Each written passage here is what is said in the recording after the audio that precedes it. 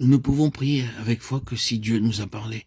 La parole de Dieu doit être le fondement de nos paroles dans la prière. Cela veut dire que nous disons à Dieu ce qu'il nous a déclaré et le prions de bien vouloir l'accomplir. Dans l'expérience du prophète Élie, il ne put demander à Dieu la pluie que lorsque le Seigneur lui fit connaître son intention. Va, présente-toi devant Achab, et je ferai tomber de la pluie sur la face du sol. 1 Roi 18:1.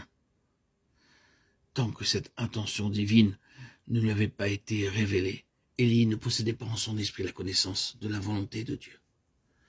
De même aussi, Paul déclare « Dieu que je sers en mon esprit ». Romains 1:9. Paul regardait donc le service de Dieu uniquement sur la base de la connaissance qu'il avait dans son homme intérieur des ordres, des intentions, des pensées de Dieu. De même, nous le voyons, Ézéchiel ne prophétisa que sur la base de l'ordre reçu. Ézéchiel 37:7. Combien avons-nous à apprendre une telle leçon jour après jour? Il nous faut passer beaucoup de temps à genoux afin de nous assurer de chaque détail de son plan. Et pour chaque détail, comment Dieu désire le réaliser. Le Seigneur déclare lui-même, en vérité, je vous le dis, le Fils ne peut rien faire de lui-même. Il ne fait que ce qu'il voit faire au Père. Jean 5:19.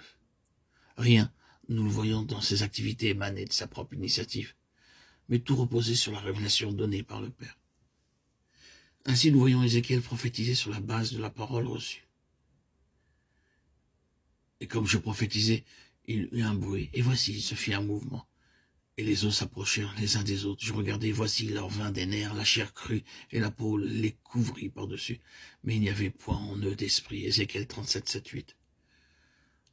Le principe que nous relevons dans ces passages que nous venons de citer est que non seulement Dieu agit, mais nous devons de veiller afin de discerner des commencements, en apprenant à collaborer intelligemment avec lui dans la prière, en le louant pour les détails de son plan que nous voyons s'accomplir. Ceci est important parce que le Saint-Esprit nous éclaire quant à l'apport des éléments nouveaux dans la prière. La prière doit suivre l'évolution du plan divin. Le Saint-Esprit seul peut accomplir l'œuvre de Dieu. Sans l'action de l'Esprit, notre travail restera stérile. C'est lui, le Saint-Esprit, le grand constructeur de l'œuvre de Dieu. Ainsi, quoique la vision communiquée par le Seigneur à Ézéchiel montrait un état quasiment impossible, un état de mort absolue, son intention demeure la restauration spirituelle de son peuple. En ces jours, bien que l'état de l'Église nous est révélé dans l'Apocalypse 3 comme malheureux, misérable, pauvre, aveugle et nu, le Seigneur veut maintenir son témoignage sur la terre. Et selon Jérémie 3, 14, 15, il déclare « Je prendrai l'un d'une ville, deux d'une famille. Je les emmènerai dans Sion, et je leur donnerai des bergers selon mon cœur, qui les paîtront avec sagesse et intelligence. » Ce passage montre de façon évidente l'œuvre que Dieu accomplit en ces jours. Alors que le peuple de Dieu est très éloigné de la pensée de Dieu concentrée en son Fils, cependant, avec patience, le Seigneur cherche des vies livrées au trône et gouvernées depuis le trône.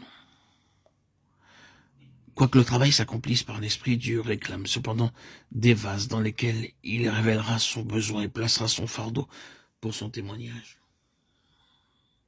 Si Dieu nous a parlé en révélant son besoin, celui d'un peuple qui soit son héritage, sa possession, son trésor particulier, alors demandons-lui que son esprit souffle son peuple défait, et que du sein de ce peuple, le Saint-Esprit ramène ceux qui doivent constituer le reste de la compagnie par laquelle il maintiendra son témoignage ici-bas, jusqu'à sa proche venue. Frères et sœurs, bien-aimés, chers amis, que le Seigneur nous trouve parmi ce petit reste, ni par puissance, ni par force, mais par mon esprit. Zacharie 4:6.